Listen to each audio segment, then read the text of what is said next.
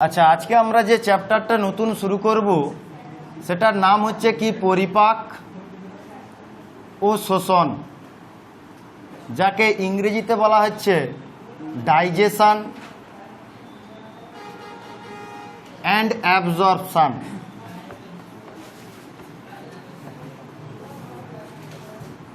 অত্যন্ত কঠিন একটা চ্যাপ্টার পরিপাক এবং শোষণ। এই জায়গাগুলোতে তোমাদের মেডিকেল পরীক্ষায়, নার্সিং পরীক্ষায় এত পরিমাণে খুঁটিয়ে খুঁটিয়ে কোশ্চেন আসে, মানে পড়তে পড়তেই কি হয়ে যায়, মানে বোরিং জিনিস একটা চলে আসে। সেই কারণে এই টপিকটা অত্যন্ত সুন্দরভাবে একবার আমাদেরকে পড়তে হবে, যেটা হচ্ছে কি পরিপাক এবং শোষণ, যেটাকে বলা হচ্ছে কি ডাইজেশন অ্যান্ড অ্যাবজর্পশন। লক্ষ্য করো চ্যাপ্টারটার নাম কেন পরিপাক এবং কেন শোষণ হলো। লক্ষ্য করো, আমরা বায়োমলিকিউল চ্যাপ্টারে পড়ছিলাম কার্বোহাইড্রেট, প্রোটিন এবং লিপিড পড়ছিলাম। ঠিক একই রকমভাবে এই যে ঘটনাটা আমরা যদি দেখি যে ডাইজেশন বা পরিপাক কি, যে পদ্ধতিতে জটিল খাদ্যবস্তু, কি খাদ্য বলো দেখি, জটিল খাদ্য উৎসেচকের উপস্থিতিতে, কার উপস্থিতি, উৎসেচকের উপস্থিতিতে সরল খাদ্যে পরিণত হবে। কেমন খাদ্যে পরিণত হবে? সরল খাদ্য। তাহলে কি না, কি বলছে পরিপাক কি, যে পদ্ধতিতে জটিল খাদ্য কার উপস্থিতিতে বলো দেখি, এনজাইম অর্থাৎ উৎসেচকের উপস্থিতিতে কেমন খাদ্যে পরিণত হবে, মানে উৎসেচকের সাহায্যে ভেঙে গিয়ে কেমন খাদ্যে পরিণত হবে, সরল খাদ্যে, তাকে আমরা বলবো কি পরিপাক। যেমন আমরা যদি মাংস খাই, সেখানে কি রয়েছে বলো দেখি, প্রোটিন। ওই প্রোটিনটা এনজাইমের সহায়তায় ভেঙে যায় কিসে বলো দেখি, অ্যামাইনো অ্যাসিড। আমরা যদি লিপিড খাবার হিসাবে গ্রহণ করি, ওই লিপিডটি উৎসেচকের সাহায্যে কিসে কিসে ভেঙে যায়, ফ্যাটি অ্যাসিড প্লাস গ্লিসারল। কিসে ভেঙে যায়? গ্লিসারল। তাহলে এই ঘটনাগুলো সব আমাদের পাকস্থলী, ক্ষুদ্রান্ত্র, বৃহদান্ত্রের মধ্যে সম্পন্ন হচ্ছে। তার মানে ধরো আমরা এখানে মাংস খেলাম, মাংসটার মধ্যে কি রয়েছে, প্রোটিন, কিসে ভেঙে গেল, অ্যামাইনো অ্যাসিড। লিপিডটা কিসে ভেঙে গেল, ফ্যাটি অ্যাসিড প্লাস গ্লিসারল। আমরা যদি কার্বোহাইড্রেট খাবার গ্রহণ করি, অর্থাৎ আমরা রুটি ভাত যখন খাবার খাই, সেখানে আমরা কার্বোহাইড্রেট খাই। ওই কার্বোহাইড্রেটকে ভাঙলে আমরা কি পাবো বলো দেখি, মনোস্যাকারাইড। কি পাবো আমরা? মনোস্যাকারাইড, হয় স্যাকারাইড, গ্লুকোজ, ফ্রুক্টোজ, গ্যালাক্টোজ, সাধারণত গ্লুকোজ। বোঝা গেছে? তাহলে যে পদ্ধতিতে উৎসেচকের সহায়তায় জটিল খাদ্য ভেঙে গিয়ে সরল খাদ্যে পরিণত হয়, তাকে বলা হয় পরিপাক, বা তাকে নাম দেওয়া হয়েছে কি ডাইজেশন। এবারে লক্ষ্য করো, এটাকে বলা হয়েছে শোষণ বা অ্যাবজর্পশন কেন বলা হয়েছে। লক্ষ্য করো, এই যে সরল যে খাদ্য উপাদানগুলো পাকস্থলী, ক্ষুদ্রান্ত, বৃহদান্ত্রের মধ্যে ভেঙে গিয়েছে, এইবারে এই সরল খাদ্য উপাদানগুলো আমাদের রক্তের মধ্যে প্রবেশ করবে। কার মধ্যে প্রবেশ করবে? রক্তের মধ্যে। কোথায় থেকে? এই পাকস্থলী, ক্ষুদ্রান্ত, বৃহদান্ত্র থেকে সরল খাদ্যগুলো যে পদ্ধতিতে রক্ত লসিকার মাধ্যমে প্রবেশ করে, লসিকার মাধ্যমে কি হয়, শোষিত হয়, তাকেই নাম দেওয়া হচ্ছে কি অ্যাবজর্পশন, বা কি নাম দেওয়া হচ্ছে বলো দেখি, শোষণ। এরপরে এই উপাদানগুলো রক্তের মাধ্যমে কত দূর পর্যন্ত যাবে বলো দেখি, কোষ পর্যন্ত। ডাইরেক্ট রক্ত কোষ পর্যন্ত যেতে পারে না, মাঝে থাকে কলা রস, বা আরেকটা জিনিস থাকে কি, লসিকা। বোঝা গেছে? এই রক্ত থেকে লসিকা গেল, লসিকার মাধ্যমে এই পুষ্টি উপাদানগুলো কার মধ্যে প্রবেশ করে, কোষের মধ্যে প্রবেশ করে। দিয়ে কি করে বলো দেখি, আমরা গ্লাইকোলাইসিস পড়ছিলাম। ধরো কার্বোহাইড্রেট ভেঙে কি প্রবেশ করেছে, গ্লুকোজ। গ্লাইকোলাইসিস কেশ চক্রের মাধ্যমে, অর্থাৎ সবার শোষণের মাধ্যমে কি তৈরি করবে, কত অণু শক্তি তৈরি করবে, 38 অণু এটিপি তৈরি করবে। ঠিক আছে? তাহলে লক্ষ্য করো, পরিপাক মানে কি, উৎসেচকের সাহায্যে যখন জটিল খাদ্য ভেঙে গিয়ে কেমন খাদ্যে পরিণত হবে, সরল খাদ্যে পরিণত হবে, তখন সেটাকে আমরা বলবো পরিপাক বা ডাইজেশন। যখন এই সরল খাদ্য রক্তের মাধ্যমে শোষিত হবে, রক্ত লসিকার মাধ্যমে শোষিত হবে, তখন সেটাকে আমরা বলবো শোষণ বা অ্যাবজর্পশন। ক্লিয়ার? তাহলে আমরা এবারে দেখব যে এই পরিপাককে দুটি ভাগে ভাগ করা হয়। একটা হচ্ছে কি অন্তঃকোষীয় পরিপাক,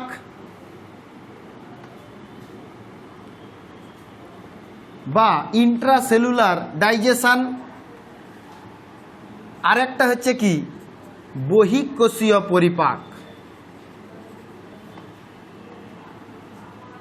লক্ষ্য করো, অন্তঃকোষীয় পরিপাক এবং বহিঃকোষীয় পরিপাক জিনিসটা কি বলা হয়েছে? যে পরিপাক আমাদের কোষের বাইরে সম্পন্ন হবে তাকে আমরা কি বলবো বলো দেখি? বহিঃকোষীয় পরিপাক। যে পরিপাক একটা কোষের মধ্যে সম্পন্ন হবে তাকে কি বলবো আমরা? অন্তঃকোষীয় পরিপাক। যেমন প্রোটোজোয়া, পরিফেরা, এই পর্বের প্রাণীদের কোষের মধ্যেই পরিপাক সম্পন্ন। আমি একটা প্রোটোজোয়া অর্থাৎ যাদের একটা প্রোটোজোয়া প্রাণীর আমি ছবি আঁকলাম, অ্যামিবা। এরা কি করে বলো দেখি? খাদ্যবস্তুকে এন্ডোসাইটোসিস পদ্ধতির মাধ্যমে কি করে? কোষের মাধ্যমে গ্রহণ করলো, দিয়ে সেটাকে কি করলো? পরিপাক করলো। তাহলে এই পরিপাকটা কোষের মধ্যে সম্পন্ন হচ্ছে, সেই জন্য এটাকে কি পরিপাক বলা হয় বলো দেখি? অন্তঃকোষীয় পরিপাক। আরেকটা, তাহলে আমরা অন্তঃকোষীয় পরিপাকটা কাদের দেখলাম? যারা এককোষী প্রাণী তাদের ক্ষেত্রেই দেখতে পাবো। বহিঃকোষীয় পরিপাক কি? যখন পরিপাকটা কোষের বাইরে সম্পন্ন হবে। কোথায়? কোষের বাইরে, পৌষ্টিক নালীর মধ্যে, অর্থাৎ আমাদের পাকস্থলী, ক্ষুদ্রান্ত্র, বৃহদান্ত্র এর মধ্যে যখন সম্পন্ন হবে তখন সেটাকে আমরা বলবো বহিঃকোষীয় পরিপাক। অর্থাৎ কোষের বাইরে যখন পরিপাকটা সম্পন্ন হয় সেটাকে আমরা কি নামে রাখবো? বহিঃকোষীয় পরিপাক। এবারে লক্ষ্য করো, এবার আমরা দেখব এই যে শোষণ পড়ছিলাম। শোষণ মানে কি? সরল খাদ্য উপাদান রক্ত লসিকার মাধ্যমে শোষণ পদ্ধতিকে আমরা কি বলবো? শোষিত হওয়ার পদ্ধতিকে আমরা বলবো শোষণ বা অ্যাবজর্পশন। এই শোষণ বা অ্যাবজর্পশনকে দুটি ভাগে ভাগ করা হয়। একটা হচ্ছে কি সক্রিয় শোষণ, আরেকটা হচ্ছে কি নিষ্ক্রিয় শোষণ। Active absorption, passive absorption. অর্থাৎ যখন এই সরল খাদ্যবস্তু রক্তে প্রবেশের জন্য যখন এটিপির প্রয়োজন হবে, শক্তির প্রয়োজন হবে, তখন সেটাকে আমরা কি শোষণ বলবো বলো দেখি? কি শোষণ বলবো? সক্রিয় শোষণ। শোষণ নয়, রেসপিরেশন নয়, শোষণ। বোঝা গেছে? তাহলে যখন এটিপির প্রয়োজন হবে তখন সেটাকে কি শোষণ বলবো বলো দেখি? সক্রিয়। যখন এটিপির প্রয়োজন হবে না, অর্থাৎ এই সরল খাদ্য উপাদানগুলো যখন এটিপির অনুপস্থিতিতে রক্ত লসিকার মাধ্যমে প্রবেশ করবে তখন সেটাকে কি নামে ডাকা হবে বলো দেখি? নিষ্ক্রিয় শোষণ। তাহলে একটা জিনিস লক্ষ্য করো, এখানে এটিপি যদি না থাকে তাহলে এখানে খাদ্য উপাদানটা কিভাবে রক্ত লসিকার মাধ্যমে প্রবেশ করবে? এখানে আমরা সাধারণ ব্যাপন পদ্ধতি পড়ি। সাধারণ ব্যাপন বা ব্যাপন একটা পদ্ধতি রয়েছে যেখানে উচ্চ ঘনত্ব থেকে, বোঝা গেছে, পদার্থের অণু বা আয়নগুলো কম ঘনত্বের দিকে যায়, তাকে নাম কি দেওয়া হয় বলো দেখি? সাধারণ ব্যাপন। তাহলে লক্ষ্য করো, যখন এটিপির প্রয়োজন হয় না নিষ্ক্রিয় শোষণ, যখন এটিপির প্রয়োজন হয় তখন সেটাকে কি বলা হয়? সক্রিয় শোষণ। সুন্দরভাবে বোঝা গেছে কেন এই চ্যাপ্টারটার নাম পরিপাক এবং শোষণ দেওয়া হলো। বোঝা গেছে এখানে সরল খাদ্যবস্তু যেগুলো আমরা ভাত খেলাম, মাংস খেলাম, আমরা যে তেলে ভাজা খাই সেখানে লিপিড রয়েছে, সব কিসে ভাঙবে? Lipid, fatty acid, glycerol, protein, amino acid, carbohydrate কিসে ভাঙবে? মনোস্যাকারাইডে ভেঙে যাবে।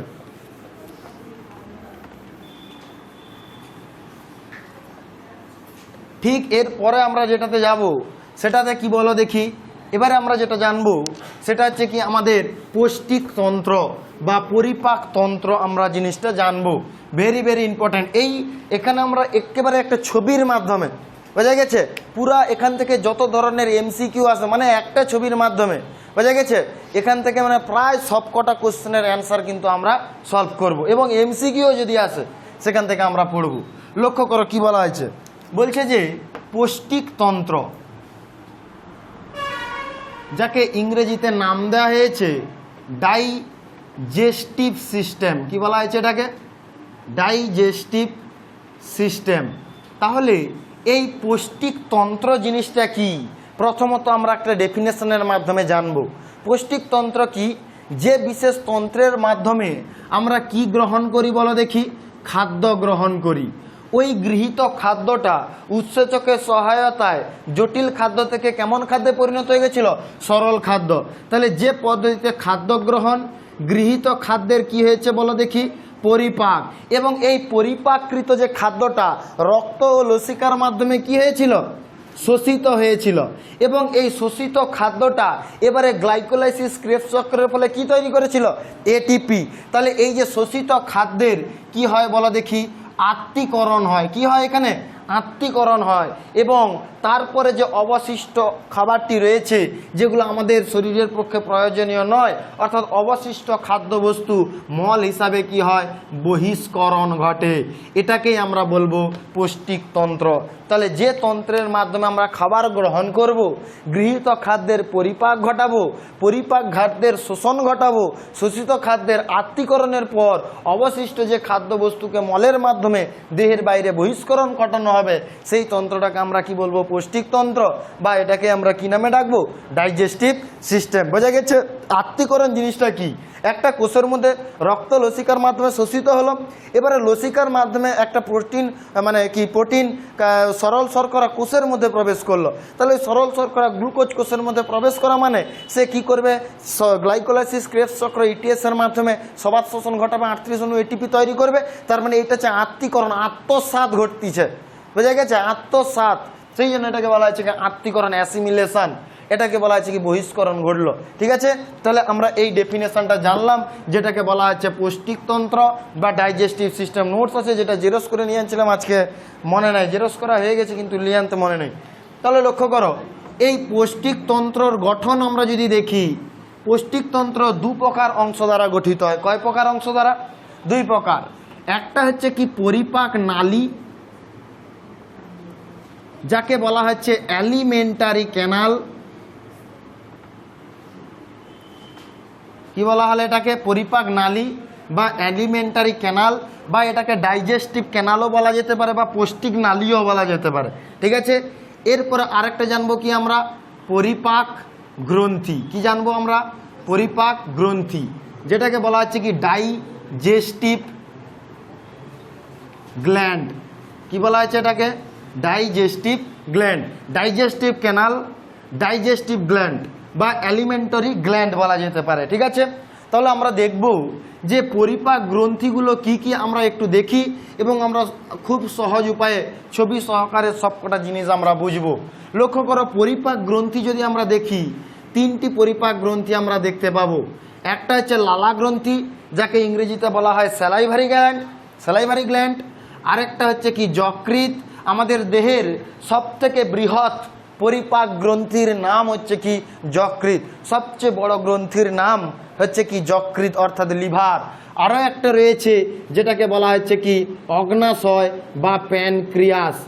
এই তিনটা আমাদের কি রয়েছে, পরিপাক গ্রন্থি রয়েছে। আর আমরা দেখব পরিপাক নালীগুলো আমাদের কি কি রয়েছে। প্রথমত আমরা একটা চিত্র সহকারে আমরা এখানে জেনে নেব।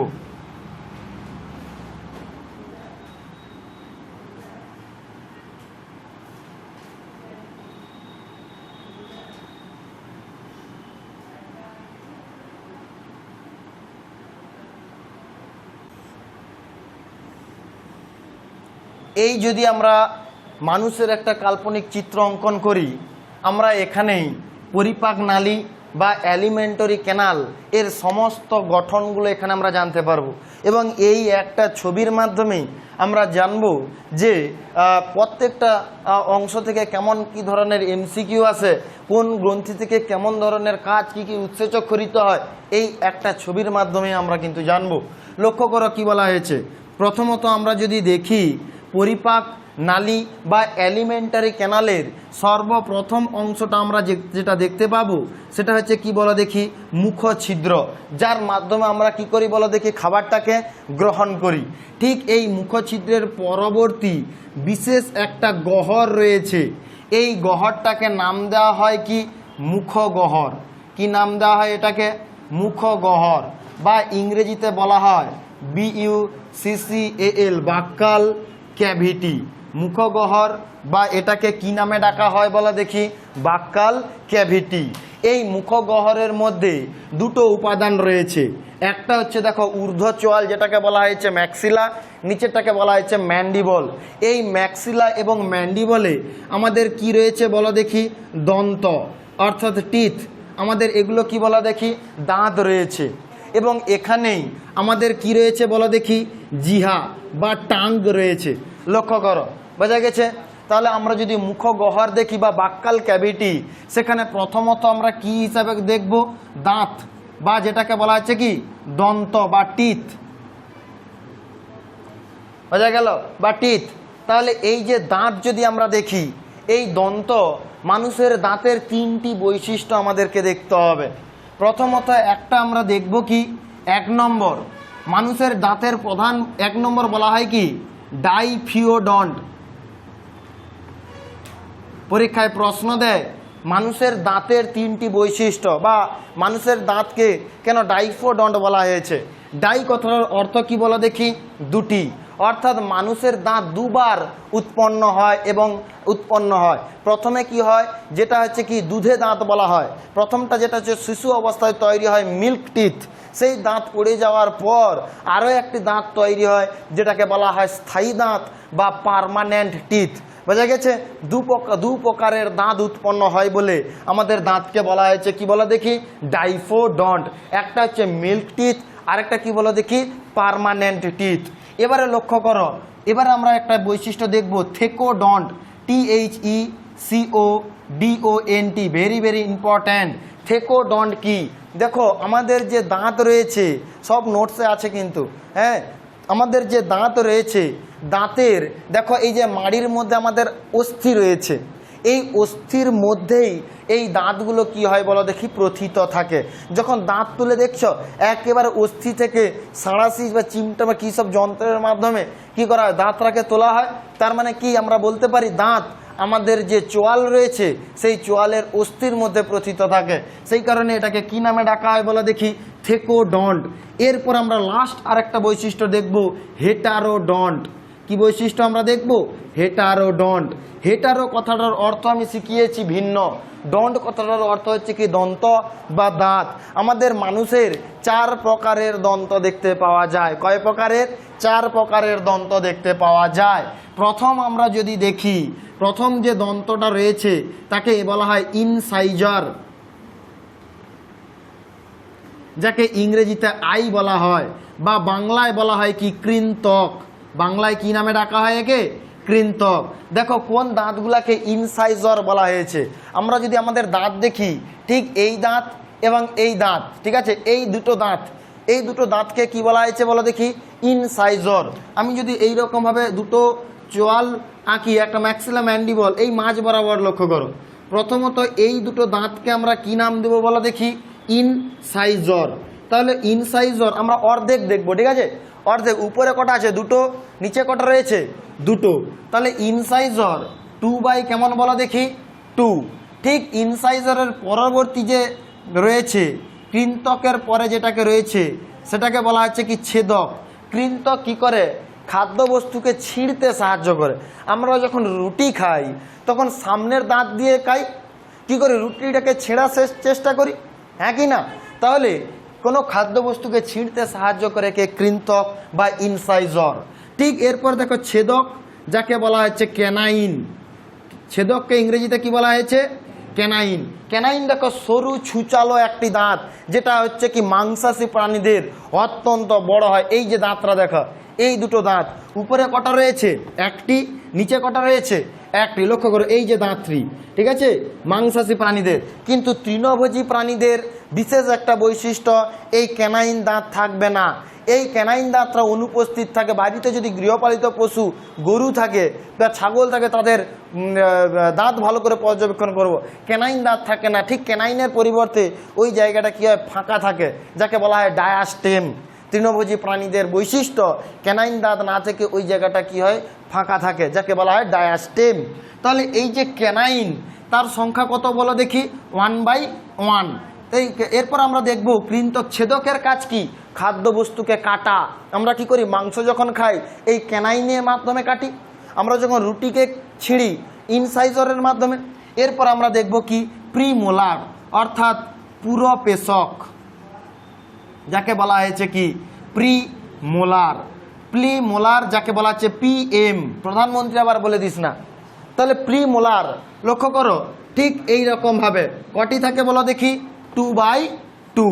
এদের কাজ কি? খাদ্যবস্তুকে পেষণ করা, পেশাই, মাড়ানো। যেমন সরষাকে মাড়ালে তেল নির্গমন ঘটে, সেরকমই মাংসটাকে কি করে বলো দেখি? মাড়ায় বা পেশানো, পেশাই করা হয় এখানে, পুরো পেশক। তারপরে কি রয়েছে বলো দেখি? পেশক, বা যেটাকে বলা হচ্ছে মোলার বা M বলা হয়। এদের সংখ্যা কতগুলো বলো দেখি? 3টি করে। উপরে 3টি থাকবে, নিচে কতগুলি থাকবে? 3টি। তাহলে ইনসাইজর 2/2, ক্যানাইন 1/1, প্রিমোলার কত? 2/2, আর পেশক 3/3। তাহলে এখানে 2, 1, 2 আর কত? 3। তার মানে দাঁত কত রয়েছে? 3, 2, 5, 6, 2, 3, 4, 5, 6, 7, 8, 2, 1, হ্যাঁ 3, 4, 5, 6, 7, 8, এখানে 8টা রয়েছে এই সাইডে। তাহলে 8, 8 উপরের মাড়িতে কতগুলো রয়েছে? তাহলে নিচের মাড়িতে কতগুলো? প্রাপ্তবয়স্ক মানুষের 16টি দাঁত থাকে।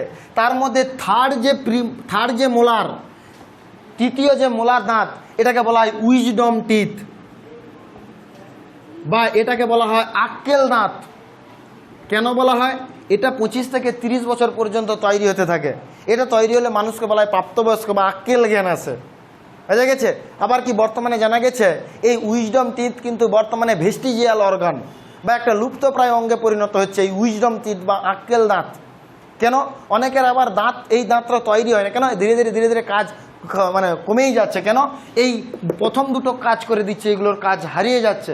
কিন্তু শিশুদের ক্ষেত্রে, একটা শিশুদের ক্ষেত্রে কীরকম দাঁত থাকে দেখো।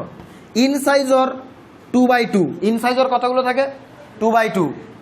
ক্যানাইন কতগুলো থাকে? 1/1। প্রি মোলার কিন্তু থাকে না, 0/0। মোলার কতগুলো থাকে? 2/2। তাহলে এক সাইডে 2, 3, 4, 5, উপরের মাড়িতে 5, 5 কত হলো? নিচের মাড়িতে 5, 5 কত হলো? তাহলে শিশুদের দাঁতের সংখ্যা কত? 20, প্রাপ্তবয়স্কদের 32। তাহলে আমরা প্রথমত মুখগহ্বরের যে গঠনটা আমরা দেখলাম, এটা কি জানলাম বলো দেখি? দাঁত বা দন্ত। ঠিক আছে, দাঁতের কাজ আমরা জানলাম। এগুলো কি করে? খাদ্যবস্তুকে ছিঁড়তে, হ্যাঁ পেশাই করতে বা চূর্ণীকরণে কি করে? এরা সাহায্য করে। একটা জিনিস একটু লক্ষ্য করো, আমরা একটা জিনিস একটু পড়তে ভুলে গেছি, দাঁতের গঠন।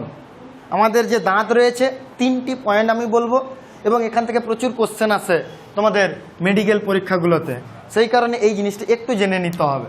আমরা জানি যে আমাদের দাঁত আমাদের অস্থির মধ্যে, চোয়ালের অস্থির মধ্যে পতিত থাকে, সেই জন্য একে থেকোডন্ট বলা হয়। দেখো, আমরা একটা যদি দাঁতের ছবি আঁকি, এই যে দাঁতটা আমরা দেখতে পাচ্ছি, এই দাঁতের 3টি অংশ রয়েছে। মাড়ির ওপরে যে অংশটা রয়েছে তাকে বলা হয় ক্রাউন। মাড়ির ওপরের অংশটাকে কি বলা হয়েছে? ক্রাউন। মাড়ির নিচের অংশটাকে বলা হয় গ্রীবা। গ্রীবার একেবারে নিচের অংশটা, যেটা একেবারে অস্থির মধ্যে প্রথিত আছে, সেটাকে বলা হয় মূল। বোঝা গেছে? বা রুট। বোঝা গেছে? ঠিক এবার একটা জিনিস লক্ষ্য করো, এই যে আমরা দন্তটা দেখতে পাচ্ছি, এর মধ্যে একটা গহ্বর থাকে। এর মধ্যে একটা কি দেখতে পাবো আমরা? গহ্বর। যেই গহ্বরটার মধ্য দিয়ে রক্ত, লসিকা এবং স্নায়ু এর মধ্যে অবস্থান করবে, যেটাকে কি বলা হবে? দন্ত মজ্জা বা পাল্প ক্যাভিটি। কি বলা হবে এটাকে? দন্ত মজ্জা বা মজ্জা গহ্বর। ঠিক আছে, এই দন্ত মজ্জার মধ্যে বিশেষ এক প্রকারের কোষ থাকে, মন দিয়ে শোনো, ওডন্টোব্লাস্ট। কোষটার নাম কি? ওডন্টোব্লাস্ট। Very very important. এ সবই কিন্তু এই এনসিইআরটির বই থেকেই আমি এগুলো সব বলতেছি। ঠিক আছে, সবই এনসিইআরটির বই আছে, পরীক্ষায় কোশ্চেনে এসেছিল এগুলো। তাহলে এই যে দন্ত মজ্জার মধ্যে যে প্রথম যে কোষটা দেখতে পাচ্ছি, নাম কি বলো দেখি? ওডন্টোব্লাস্ট। এই ওডন্টোব্লাস্ট কি করে জানো? এই দন্ত মজ্জার উপরে বিশেষ এক প্রকার গঠন তৈরি করে দাঁতের, যেটাকে নাম দেওয়া হয় ডেন্টিন। কি নাম দেওয়া হলো এটাকে? ডেন্টিন। তাহলে ডেন্টিনটা কোথা থেকে গঠিত হয়? দন্ত মজ্জার মধ্যে অবস্থিত ওডন্টোব্লাস্ট কোষ থেকে গঠিত হয়। ঠিক আছে, লাস্ট আমরা দেখব আমাদের ভ্রূণের 3টি স্তর থাকে, এক্টোডার্ম, এন্ডোডার্ম, মেসোডার্ম। ঠিক এই এক্টোডার্মের, ভ্রূণের এক্টোডার্মের মধ্যে অবস্থিত একটা কোষ অ্যামিলোব্লাস্ট। ভেরি ভেরি ইম্পর্টেন্ট, এনসিইআরটির বইয়ে আছে।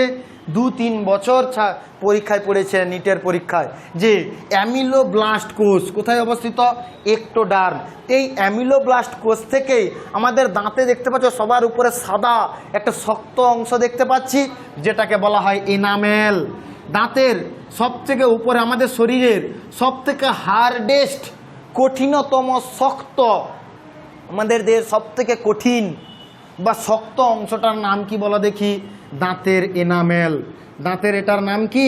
এনামেল। এটার নামটা কি? এটা দাঁতের এনামেল। তাহলে এই যে দাঁতের এনামেল, এটা হচ্ছে এর মধ্যে প্রচুর পরিমাণে ক্যালসিয়াম আয়ন থাকে, সেই জন্য এটা প্রচুর পরিমাণে শক্ত হয়। এবং এই এনামেলটা কোথা থেকে তৈরি হয়? আমাদের ভ্রূণের মধ্যে অবস্থিত অ্যামিলোব্লাস্ট কোষ থেকে তৈরি হয়। ডেন্টিন কোথা থেকে তৈরি হয়? ওডন্টোব্লাস্ট কোষ থেকে তৈরি হয়। ঠিক এরপর একটা জিনিস লক্ষ্য করো, এখানে এই গঠনটা কি রয়েছে? এটা জিহা বা টাং। এই জিহা বা টাং যদি আমরা পড়ি, এই জিহা বা টাং এর কাজ আমাদেরকে জানতে হবে। এই জিহার সাহায্যে আমরা কি করি? কথা বলতে পারি। এবং জিহার মধ্যে বিভিন্ন স্বাদ কোরক থাকে, যার মাধ্যমে আমরা স্বাদ গ্রহণ করতে পারি। জিহার সামনের দিক বরাবর মিষ্টি স্বাদ অনুভূত হয়। কেমন স্বাদ অনুভূত হয়? মিষ্টি। এবং একেবারে লাস্টের দিক বরাবর তিক্ত। এবং দুই সাইড বরাবর কেমন স্বাদ বলো দেখি? অম্ল। দুই সাইড বরাবর কেমন? অম্ল। মাঝ বরাবর কেমন স্বাদ বলো দেখি? নোনতা। ঠিক আছে, পরীক্ষায় প্রশ্ন দেবে যে জিহার সামনের দিকে কোন স্বাদ অনুভূত হয়? মিষ্টি। পশ্চাৎ ভাগে কোন স্বাদ অনুভূত হয়? অতিক্ত। দুই সাইড বরাবর অম্ল, মধ্যবর্তী স্থানে কি? নোনতা। তাহলে এই জিহার আমরা কাজ জেনে নিলাম। ঠিক এরপরে লক্ষ্য করো, তাহলে পরিপাক নালীর প্রথম আমরা মুখগহ্বর জানলাম। আচ্ছা, আরেকটা কথা বলে রাখি, এই মুখগহ্বরের মধ্যে খাদ্যবস্তু লালা রস দ্বারা মিশ্রিত হয়। খাদ্যবস্তু কি দ্বারা মিশ্রিত হয়? লালা রস দ্বারা। লক্ষ্য করো, এখানে একটা টার্ম বলে রাখতেছি, 2 মার্কের প্রশ্ন পড়ে। মুখগহ্বরে খাদ্যবস্তু লালা রস দ্বারা যখন মিশ্রিত হয়, দাঁত দ্বারা চর্বিত মানে চর্বণ ঘটে, দিয়ে লালা রস মিশ্রিত মুখগহ্বরের মধ্যে লালা রস মিশ্রিত খাদ্যকে নাম দেওয়া হয় bolus. Very very important. Bolus কি? পরীক্ষায় প্রশ্ন দেয়, বলতে হবে কি? মুখগহ্বরের মধ্যে লালা রস মিশ্রিত খাদ্যকে আমরা কি নামে ডাকবো? বোলাস। ক্লিয়ার? এরপরে ওই লালা রস মিশ্রিত খাদ্যটা অর্থাৎ মুখগহ্বরের এর পরবর্তী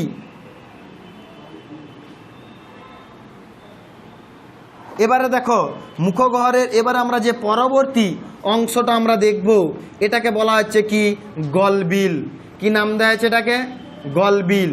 বা এটাকে নাম দেওয়া হয় ফ্যারিংস। গলবিল বা ইংরেজিতে কি নাম দেওয়া হয়? ফ্যারিংস। ক্লিয়ার? এই ফ্যারিংসের পরবর্তী দীর্ঘ এক প্রকার নালী রয়েছে। আচ্ছা, একটা কথা বলি, আমাদের এটা বক্ষ, এটা হচ্ছে উদর, তারপরে শ্রেণী। বক্ষ এবং উদরের মাঝে একটা বিশেষ পর্দা রয়েছে, যেটাকে কি বলা হয় বলা দেখি? ডায়াফ্রাম বা মধ্যচ্ছদা। তাহলে এই গলবিল এরপরে মধ্যচ্ছদা পর্যন্ত যে বিশেষ নালীটা বা গঠন করলো, সেটাকে কি বলা হচ্ছে বলো দেখি? গ্রাস নালী। কি নালী বলা হলো? গ্রাস নালী। বা এটাকে বলা হয় ঐসোফেগাস। কি নাম দেওয়া হয় এটাকে? ঐসোফেগাস বা ইসোফেগাস। ঠিক আছে, তাহলে এবারে দেখো গ্রাস নালী জানলাম। এই গ্রাস নালীর পরবর্তী ইংরেজির যে অক্ষরের ন্যায়, কোন অক্ষরের ন্যায়? ইংরেজির যে অক্ষরের ন্যায় যে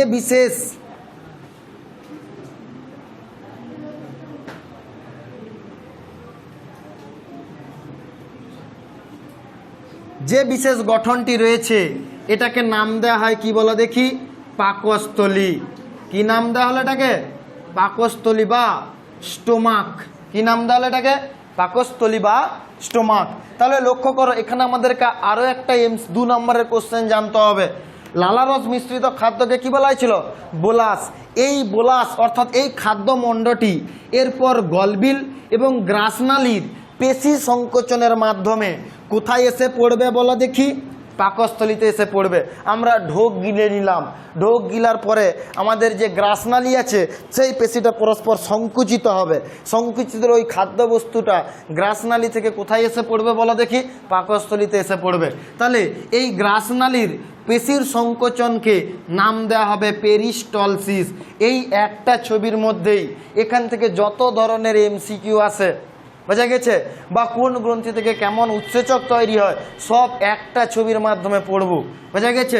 পেরিস্টলসিস। তাহলে পরীক্ষায় প্রশ্ন দেয় পেরিস্টলসিস কি? কি বলবো আমরা? গ্রাসনালীর পেশির সংকোচনের ফলে খাদ্যবস্তু কোথায় এসে পতিত হয় বলো দেখি? পাকস্থলিতে পতিত হয়, নাহলে এমনি এমনি আসে না, ঠিক আছে? তখনই এটাকে আমরা কি বলবো? পেরিস্টলসিস। গ্রাসনালীর পেশির সংকোচনকে আমরা কি নামে ডাকবো? পেরিস্টলসিস। এবারে লক্ষ্য করো, গ্রাসনালী থেকে খাদ্যটা কোথায় আসছে? পাকস্থলী। পাকস্থলীতে ইংরেজির যে অক্ষরের মধ্যে হয়, এবং এই পরিপাক নালীর সবচেয়ে বড় অংশ হচ্ছে পাকস্থলী, এবং পরিপাক গ্রন্থির সবচেয়ে বড় গ্রন্থি যকৃৎ। কি বলছে, বোঝা গেছে? ঠিক এই পাকস্থলী থেকে কেমন ধরনের এমসিকিউগুলো পরীক্ষায় আসে, এই জিনিসগুলো আমরা একটু ভালো করে জেনে নেব। লক্ষ্য করো, আমরা দেখব এই পাকস্থলীর 3টি অংশ থাকে, 4টি অংশ। এই অংশটা হৃৎপিণ্ডের সঙ্গে যুক্ত থাকে। কার সঙ্গে যুক্ত থাকতে পারে? ঠিক এই অংশ বরাবর হৃৎপিণ্ড একটা অবস্থান করে, তার সঙ্গে যুক্ত থাকে। সেই জন্য এটাকে বলা হয় হৃৎ অংশ বা কার্ডিয়াক অংশ। বোঝা গেছে? ঠিক তার পরবর্তী এই অংশটাকে বলা হয় ফান্ডাস। কি বলা হয় এটাকে? ফান্ডাস। তার পরবর্তী অংশটাকে বলা হয় দেহ, এবং দেহের পরবর্তী এই অংশটাকে বলা হয় পাইলোরিক অংশ। কি অংশ বলা হয়? পাইলোরিক, যা পাকস্থলীর পরবর্তী ক্ষুদ্রান্তের সঙ্গে যুক্ত থাকে। ক্লিয়ার? ঠিক এবারে পাকস্থলীর মধ্যে থেকে কেমন ধরনের এমসিকিউ কোশ্চেনগুলো আসে একটু মনোযোগ সহকারে লক্ষ্য করো। আমরা একটা গ্রাসনালী পেরিস্টলসিস জেনে নিয়েছি, তাহলে এটা আর আমি আঁকলাম না, এখানে আমাদের অনেক লিখতে হবে, তাই এটা আমি পরিষ্কার করলাম। লক্ষ্য করো, এই পাকস্থলীর মধ্যে থেকে কেমন ধরনের কোশ্চেনগুলো আসে আমি উপরে দিলাম। পাকস্থলীর মধ্যে বিশেষ এক প্রকারের কোষ থাকে, যেটাকে বলা হয় অক্সিন্টিক কোষ বা প্যারাইটাল কোষ। কি কোষ নাম দেওয়া হয় তাদেরকে? অক্সিন্টিক কোষ বা প্যারাইটাল কোষ। পাকস্থলীর মধ্যে অবস্থিত অক্সিন্টিক কোষ বা প্যারাইটাল কোষ। কি কোষ? প্যারাইটাল কোষ। এই কোষ থেকে কোন অ্যাসিডটা তৈরি হয়? Hydrochloric acid. পাকস্থলী থেকে কি অ্যাসিড তৈরি হয়? Hydrochloric acid. কোন কোষ থেকে পরীক্ষায় প্রশ্ন দেয়? অক্সিন্টিক কোষ বা প্যারাইটাল কোষ থেকে HCl তৈরি হয়। কি বলছি, বোঝা গেছে? ঠিক এরপর আমরা যাব পেপটিক কোষ বা যাকে বলা হচ্ছে চিফ কোষ বা যাকে বলা হচ্ছে জাইমোজেন কোষ। এই জাইমোজেন কোষ থেকে প্রোটিনকে ভাঙার জন্য প্রোটিন পরিপাককারী যে উৎসেচকটা রয়েছে তাকে বলা হচ্ছে কি? পেপসিন। এই পেপসিন আমি শর্টে ব্র্যাকেটে পি লিখে দিলাম, যেখানে পি লিখলাম সেটা প্রোটিন পরিপাককারী এনজাইম। ঠিক আছে? তার মানে পাকস্থলী থেকে প্রোটিন পরিপাককারী যে এনজাইমটি তৈরি হয় তার নাম কে বলতে পারবে? নাম কি? পেপসিন। কোন কোষ থেকে তৈরি হয়? পেপটিক কোষ থেকে। আর ডিটেলসে বিশেষ আরও ইতিহাস, এর কলাস্থানিক গঠন, তার কলাস্থানিক গঠন অত পড়ে লাভ নাই। ঠিক এখান থেকে আমরা পড়বো, যত ধরনের এমসিকিউ আছে সব একটার মধ্যেই আমরা রাখবো। তাহলে পেপটিক কোষ থেকে কোন উৎসেচকটা তৈরি হলো বলো দেখি? কি তৈরি হলো? পেপসিন। ঠিক এরপরে লক্ষ্য করো, এখানে লিপিডকে ভাঙার জন্য আরও এক প্রকার উৎসেচক তৈরি হয়, যেটাকে নাম দেওয়া হয় গ্যাস্ট্রিক লাইপেজ। কি নাম দেওয়া হয়? Gastric lipase. কি নাম দেওয়া হলো? Gastric lipase. আমি ব্র্যাকেটে এল লিখলাম। এ কি পরিপাককারী উৎসেচক? লিপিড পরিপাককারী উৎসেচক। এখানে একটা দুঃখের খবর দিয়ে রাখি, এখানে কোনো কার্বোহাইড্রেট পরিপাককারী উৎসেচক থাকে না। পাকস্থলীতে কি পরিপাককারী উৎসেচক থাকে না? কার্বোহাইড্রেট, মানে সি দিয়ে শুরু, কার্বোহাইড্রেট উৎসেচক থাকে না। আমি গুণিতক চিহ্ন দিলাম। কোথায় কোনো কার্বোহাইড্রেট পরিপাককারী উৎসেচক থাকে না? পাকস্থলীর মধ্যে কোনো কার্বোহাইড্রেট পরিপাককারী উৎসেচক থাকে না। ঠিক এইখানে পাকস্থলীর মধ্যে জি কোষ থাকে। কি কোষ থাকে? এক প্রকার জি কোষ থাকে, যা এক প্রকার হরমোন তৈরিতে সাহায্য করে, যার নাম হচ্ছে কি? গ্যাস্ট্রিন। তাহলে পাকস্থলী থেকে কোন হরমোন তৈরি হলো? আমি এইচ দিলাম। পাকস্থলী থেকে কোন কোষ থেকে হরমোন তৈরি হলো? Gastrin hormone. কোন কোষটা থেকে? কোন কোষটা থেকে? জি কোষ থেকে। জি কোষ থেকে কি হরমোন তৈরি হলো? গ্যাস্ট্রিন তৈরি হলো। তাহলে লক্ষ্য করো, পাকস্থলীর এই যে উৎসেচকগুলো, ঠিক আছে, সব এই পাকস্থলীর মধ্যে যে খাবারটা আছে তার সঙ্গে এই উৎসেচকগুলো মিশ্রিত হলো। পেপসিন, লাইপেজ, এই উৎসেচকগুলো, HCl সব মিশ্রিত হলো। এগুলো মিশ্রিত হওয়ার পর যে গঠনটা তৈরি করে, অর্থাৎ পাকস্থলীর মধ্যে উৎসেচক মিশ্রিত খাদ্যটাকে নাম দেওয়া হয় কাইম। আমরা বোলাস জেনেছি, আমরা পেরিস্টলসিস জেনেছি, আমরা আরও 2 মার্কের জানলাম কাইম। কাইম কি? পাকস্থলীর মধ্যে উৎসেচক মিশ্রিত খাদ্যবস্তুকে কি নামে ডাকা হয়? কাইম। এখানে আমরা আরও একটা টার্ম জানবো, লক্ষ্য করো, পেপটিক কোষ, অক্সেন্টিক কোষ, এই কোষগুলো কি করতেছে, উৎসেচক তৈরি করতেছে, মানে এদেরকে আমরা কি বলতে পারি, একটা গ্রন্থি। এই গ্রন্থিগুলো কোথার মধ্যে অবস্থান করছে, পাকস্থলী, সেই জন্য এদেরকে বলা হতে পারে গ্যাস্ট্রিক গ্রন্থি। কি গ্রন্থি, গ্যাস্ট্রিক গ্রন্থি। গ্যাস্ট্রিক মানে যেখানেই দেখবো তা কাকে বোঝাবে বলো দেখি, পাকস্থলীকে। পাকস্থলীর মধ্যে যে গ্রন্থিগুলো আছে তাদেরকে আমরা কি বলবো, গ্যাস্ট্রিক গ্রন্থি বা গ্যাস্ট্রিক গ্ল্যান্ড। তাহলে করছি পাকস্থলী থেকে এই যে উৎসেচকগুলো যে তৈরি হচ্ছে একত্রে তাদেরকে কি জুস বলতে পারি, গ্যাস্ট্রিক জুস। ক্লিয়ার না, কোনো অসুবিধা আছে? তাহলে শুধু এগুলো এমসিকিউ জানার জন্য। আমরা এরপরে পড়বো কার্বোহাইড্রেটের পরিপাক, প্রোটিনের পরিপাক। এগুলো যদি আমাদের মনে থাকে একটুও আমাদের কঠিন লাগবে না, একটাই ফটো মানে ছবির মাধ্যমে পুরো চ্যাপ্টারটা আমরা কমপ্লিট করে দিতে পারবো। বোঝা গেছে, এক কথা তো এক কাজ। তাহলে এটা গেল কি, পাকস্থলী বা স্টোমাক আমরা জানলাম। এরপরে লক্ষ্য করো যে পাকস্থলীর পরবর্তী অংশটা আমরা জানবো কি, ক্ষুদ্রান্ত। পাকস্থলীর পরবর্তী অংশটা কি জানবো আমরা, ক্ষুদ্রান্ত। ক্ষুদ্রান্তের এই যে প্রথম যে অংশটা রয়েছে এটাকে বলা হয় কি বলো দেখি, ডিওডিনাম।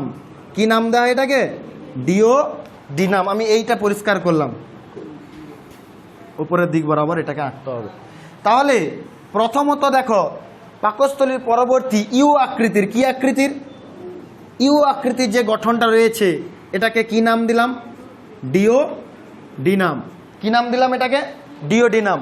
ডিওডিনামের মধ্যে বিশেষ এক প্রকারের গ্রন্থি থাকে, পরীক্ষায় প্রশ্ন দেয়। ডিওডিনামের মধ্যে বিশেষ এক প্রকারের গ্রন্থি থাকে যাকে বলা হয় ব্রুনার গ্রন্থি। কি গ্রন্থি বললাম, ব্রুনার গ্রন্থি। পরীক্ষায় প্রশ্ন দিবে, বোঝা গেছে, যে ব্রুনার গ্রন্থি কোথায় থাকে, ক্ষুদ্রান্তের ডিওডিনামে থাকে। বোঝা গেছে, এই ব্রুনার গ্রন্থির কাজ কি, এ প্রথমত মিউসিন নামক এক প্রকার ক্ষারীয় উপাদান তৈরি করে। কি নামক, মিউসিন। আচ্ছা, তার আগে বলে রাখি, পাকস্থলীর পিএইচ অত্যন্ত আম্লিক হয়। কত হয় বলো দেখি, 2 বা 2.5 এরকম হয়। তাহলে পাকস্থলীর উৎসেচক মিশ্রিত খাদ্যকে কি বলা হয়েছে, কাইম। এবারে পাকস্থলী থেকে যখন খাদ্যটা ক্ষুদ্রান্তের ডিওডিনামকে আসলো, ডিওডিনামে কিন্তু পিএইচটা ক্ষারীয় হয়, 8.5 এর উপরে এরকম হবে।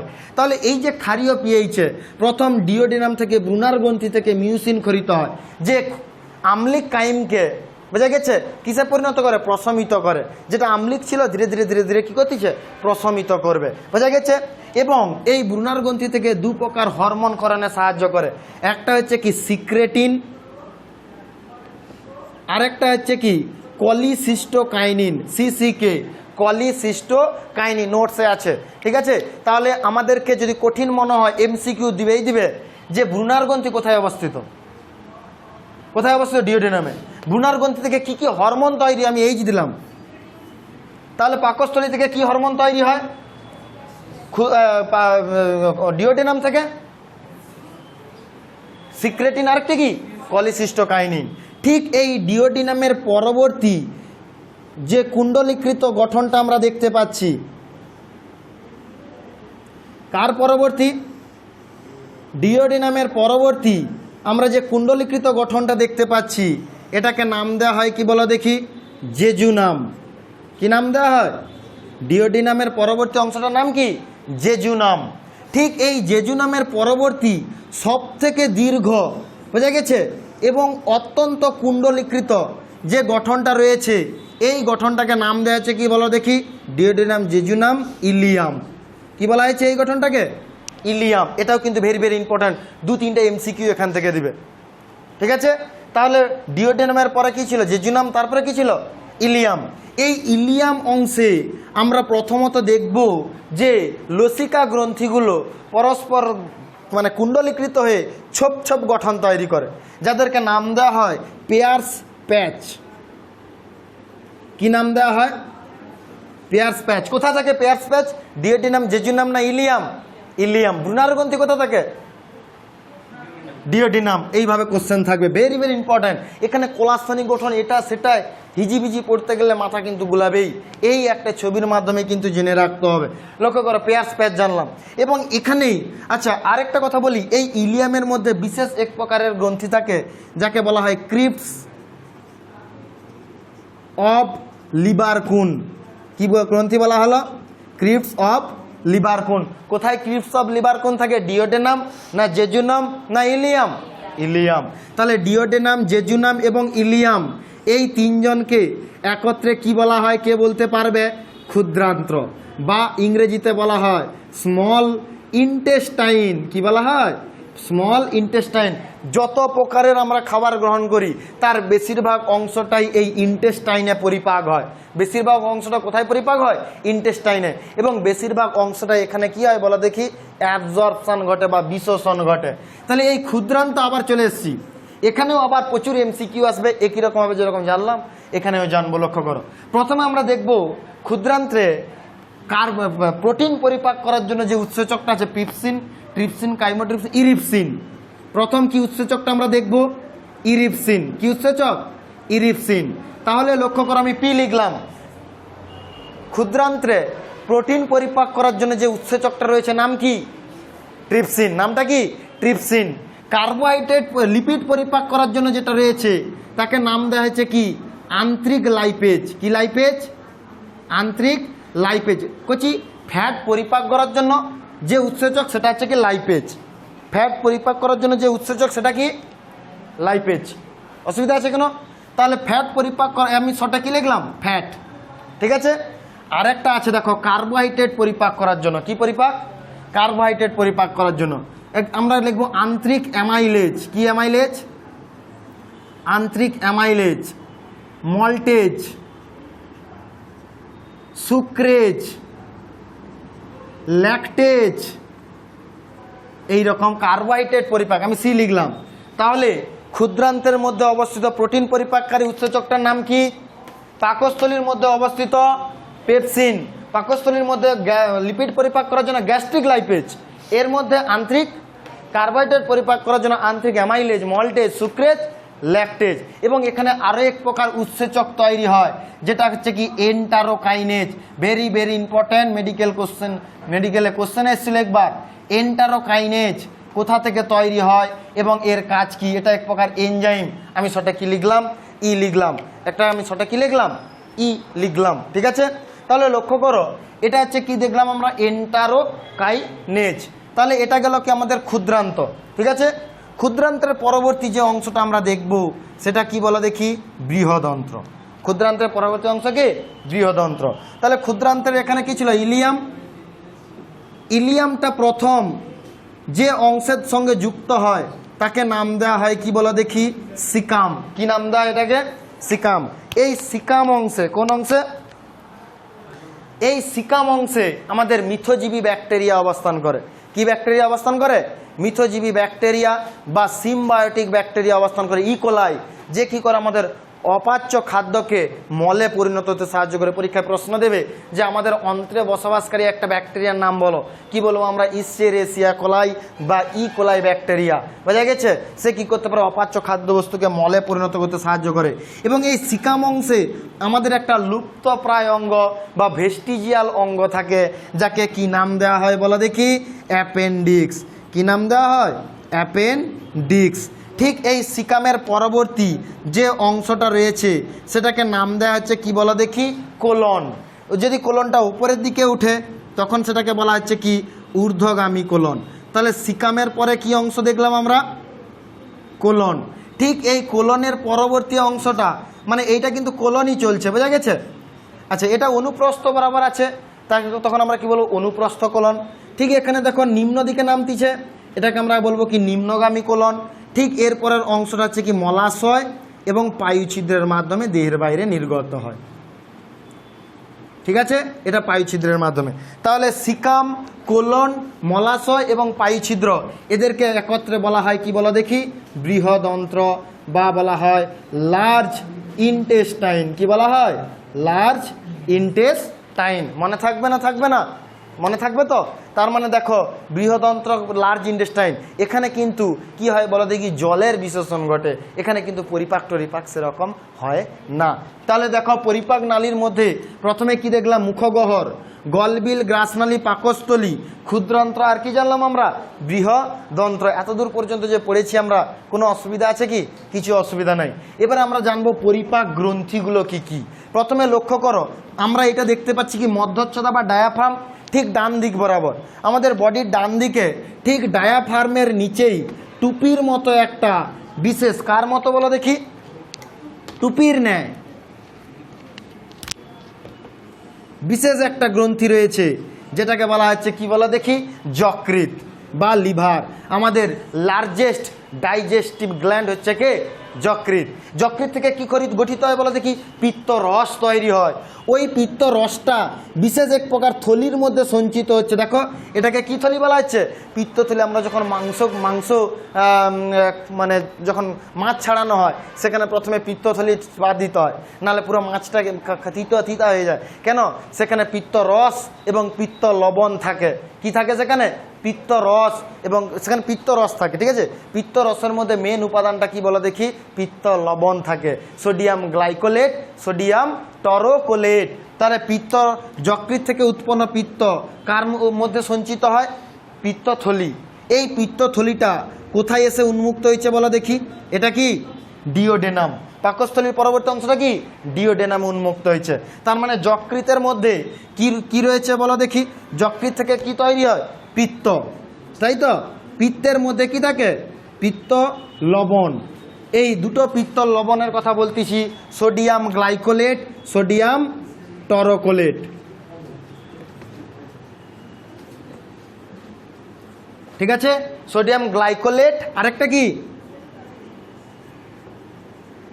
সোডিয়াম গ্লাইকোলেট, আরেকটা কি, সোডিয়াম টরোকোলেট। তাহলে আমরা লার্জেস্ট, এটা কেবলমাত্র বলে দিচ্ছি, যকৃৎ কার্বোহাইড্রেট, প্রোটিন কোনো পরিপাকে সাহায্য করে না, কেবলমাত্র কিসে সাহায্য করে বলো দেখি, লিপিড পরিপাকে সাহায্য করে। ঠিক এরপর আমরা দেখবো, এটা তো ডিওডেনামের ইউ আকৃতির ভাঁজ।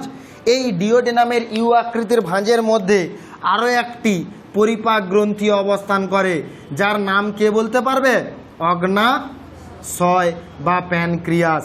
এই অগ্নাশয় বা প্যানক্রিয়াসও কার সঙ্গে যুক্ত থাকে বলো দেখি, ডিওডেনামের সঙ্গে যুক্ত থাকে। অ্যাম্পুলা অফ ভার্টার নামক নালীর মাধ্যমে যে এই ডিওডেনামের সঙ্গে যুক্ত থাকে। ঠিক আছে, যকৃৎ জানলাম, আরেকটা কি জানলাম আমরা, অগ্নাশয়।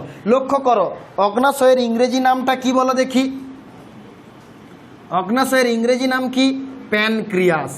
ইংরেজি নামটা কি, প্যানক্রিয়াস। এই অগ্নাশয় থেকে প্রথমে আমরা দেখব কি কি প্রোটিন পরিপাককারী উৎসেচক তৈরি হয়। আমরা পাকস্থলীতে কি তৈরি হয়েছিল, পেপসিন। অগ্নাশয়ে আমরা দেখব কি, ট্রিপসিন। কি দেখব, ট্রিপসিন। ঠিক আছে, ট্রিপসিন। আরেকটা হচ্ছে কি, কাইমোট্রিপসিন। কি ট্রিপসিন, কাইমোট্রিপসিন হয়েছে। আরেকটা আছে কার্বক্সি পেপটাইডেজ। কি উৎসেচক আছে,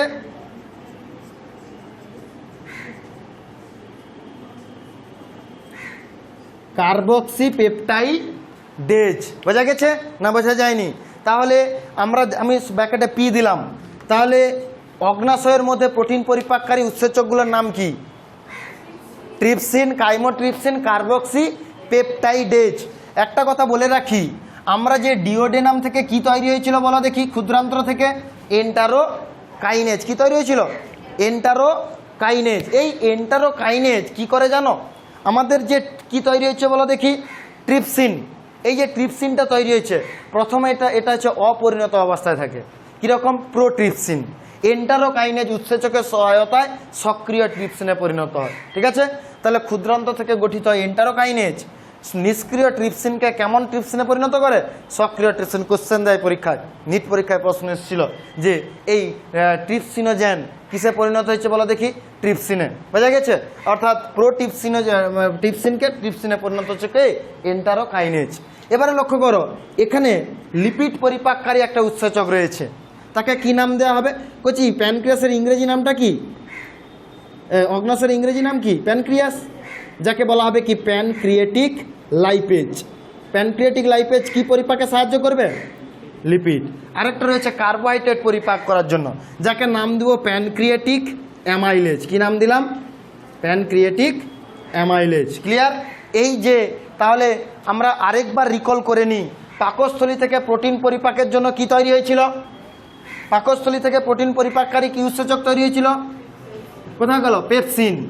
আচ্ছা, পাকস্থলীর উৎসেচক মিশ্রিত খাদ্যকে কি বলা হয়েছে, এই ক্ষুদ্রান্ত্রের এই উৎসেচক মিশ্রিত খাদ্যকে বলা হয় কি, কাইল। কাইম কি? পাকস্থলীর উৎসেচক মিশ্রিত খাদ্যকে কাইম, ক্ষুদ্রান্ত্রের উৎসেচক মিশ্রিত খাদ্যকে কি বলা হচ্ছে? কাইল। মনে থাকবে? আচ্ছা, অগ্নাশয়ের মধ্যে প্রোটিন পরিপাককারী উৎসেচক কি আছে? ট্রিপসিন, কাইমোট্রিপসিন, অনেকটা কি কার্বক্সি পেপটাইডেজ। আচ্ছা, ক্ষুদ্রান্ত্রের মধ্যে প্রোটিন পরিপাককারী কি আছে? পেপসিন। তাহলে ক্ষুদ্রান্তে পেপসিন আর পাকস্থলীতে কি? পেপসিন, এখানে কি? Trypsin. Pepsin, trypsin, ইরিপসিন, pepsin, trypsin, pepsin, trypsin, ইরিপসিন। আচ্ছা, এখানে কার্বোহাইড্রেটের জন্য অ্যামাইলেজ, মল্টেজ, সুক্রেজ, আর সব জায়গায় তো ফ্যাট ভাঙের জন্য কি আছে? লাইপেজ। তাহলে কচি প্যানক্রিয়াস থেকে এই উৎসেচক মিশ্রিত, বোঝা গেছে, উৎসেচক যে তৈরি হবে তাকে কি জুস বলবো বলো দেখি? Pancreatic juice. এটাকে কি বলবো? Gastric juice. এটাকে আমরা কি বলবো? আন্ত্রিক জুস বা আন্ত্রিক রস। এটাকে কি বলবো আমরা? Pancreatic juice. আর একটু বলবো, আরেকটা পৌষ্টিক গ্রন্থি জানি আমরা, লালা গ্রন্থি, বা যেটাকে বলা হচ্ছে কি বলো দেখি? Salivary gland. আমাদের স্যালাইভারি গ্ল্যান্ড কটা থাকে বলো দেখি? 3 জোড়া, মানে 3টি জোড়ায় জোড়ায় থাকে। ঠিক আছে, নাম কি? ধরো এই জায়গাটা আমাদের কি রয়েছে বলো দেখি? কান, আমাদের কর্ণ রয়েছে। ঠিক কানের নিচে উভয় পাশে যে গ্রন্থিটা রয়েছে, যে লালা গ্রন্থি, তাকে বলা হচ্ছে প্যারোটিড। কি লালা গ্রন্থি বলা হচ্ছে? প্যারোটিড লালা গ্রন্থি। কি লালা গ্রন্থি? প্যারোটিড লালা গ্রন্থি। প্যারোটিড লালা গ্রন্থির সংখ্যায় কি হচ্ছে? 1 জোড়া, কানের নিচে দুদিকে অবস্থান করে। এবারে লক্ষ্য করো, আমাদের এই যে ম্যান্ডিবল আছে, এটা ম্যান্ডিবল, ঠিক ম্যান্ডিবলের নিচে যে লালা গ্রন্থিটা আছে তাকে বলা হচ্ছে কি? সাব